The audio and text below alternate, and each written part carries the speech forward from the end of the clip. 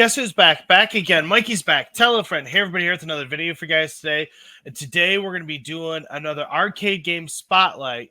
But this time we're going to look at the Nintendo Switch version specifically of King of the Dragons, which is currently available on the Nintendo Switch. Before I go any further, let me just say, if you like this video, any other videos on the channel, please like, comment, and subscribe. I will be getting into King of the Dragons arcade game spotlight back there on my Nintendo Switchcade after my intro coming in now. It's one small step for man, one giant leap for mankind.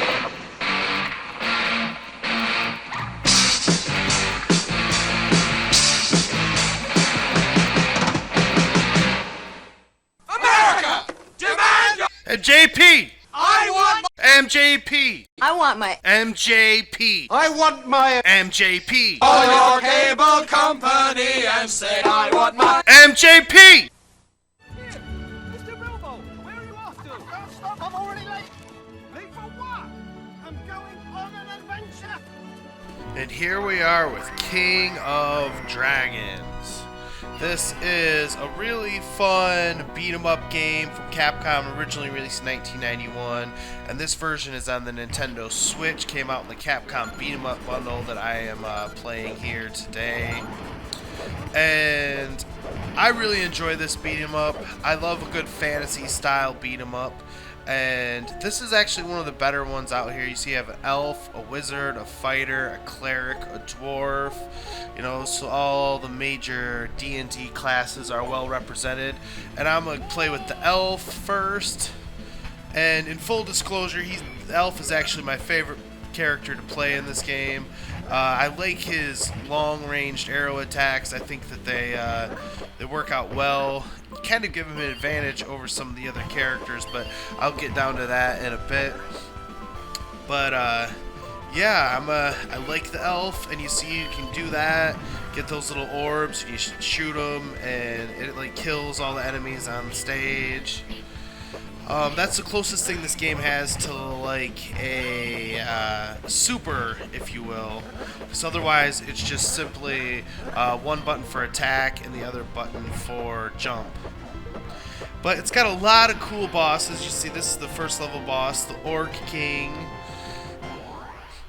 And after you defeat the bosses, you know, you get a bunch of treasure, and you can actually upgrade your weapons. And see, I got better arrows now.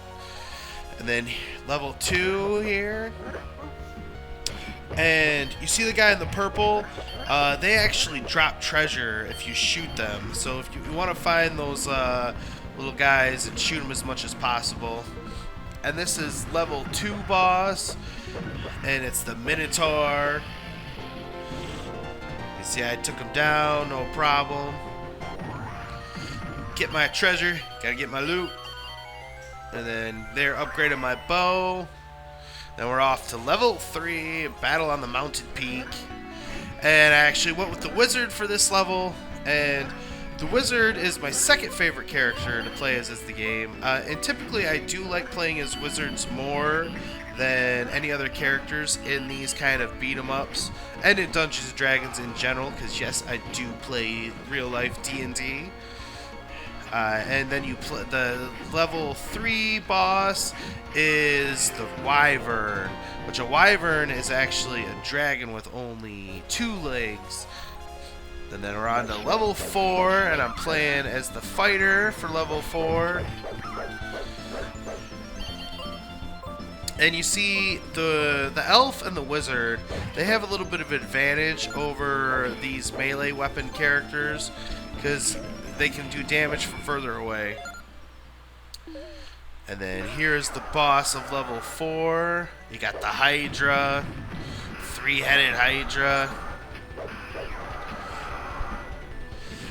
And this is kind of a precursor to the final boss, because, you know, the game is called the King of the Dragons, so obviously you're going to encounter a dragon before it's all said and done.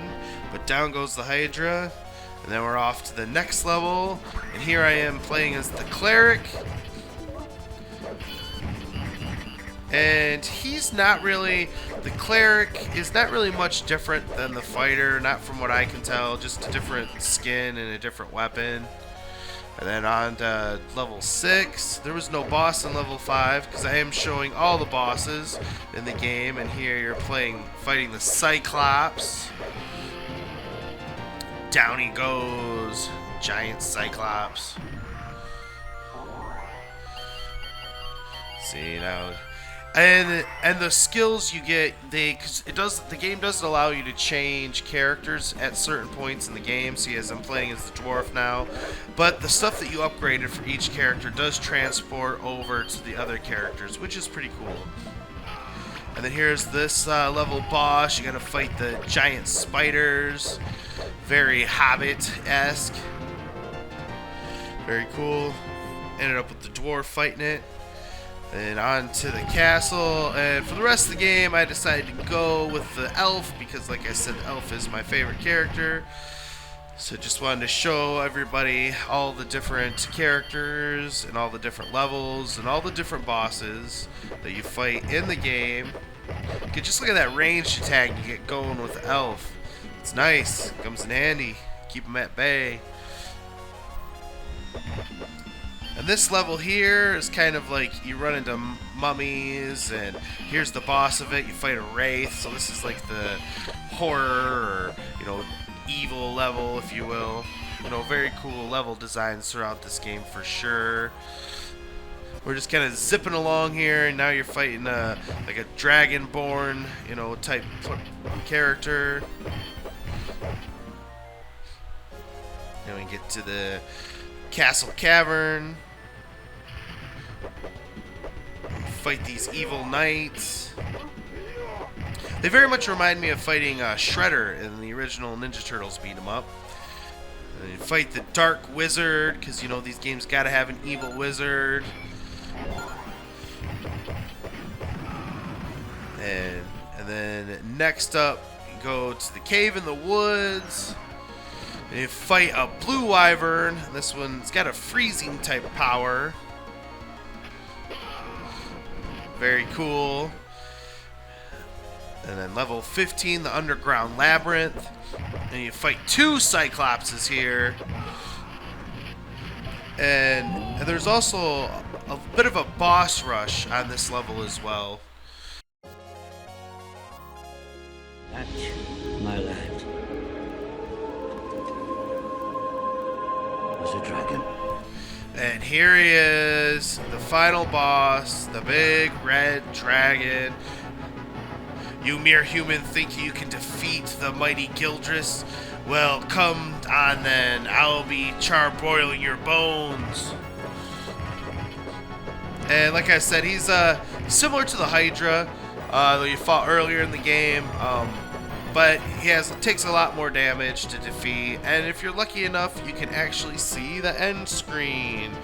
And this is what it looks like, and it gives you a nice backstory and everything at the end, which is really cool.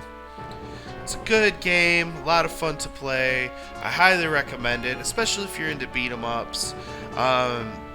Later on, Capcom would end up doing the Dungeons & Dragons, Tower of Doom, and Shadow of Mystaria games, and those are superior to this.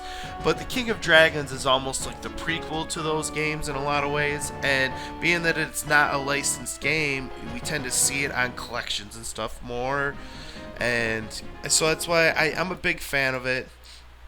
And I'm just trying to put some shine on it, and yeah, King of Dragons. So, thanks everyone for watching, and I'll be seeing you guys all again soon. Take care, everybody. Hey, thanks for watching. And don't forget, we got merch store. If you want to take a little piece of the show with you, you can get it right here. We got everything. You want some Mikey J stuff? We got the Mikey J Productions for you. So take a chance and stop by. We'll take care of you.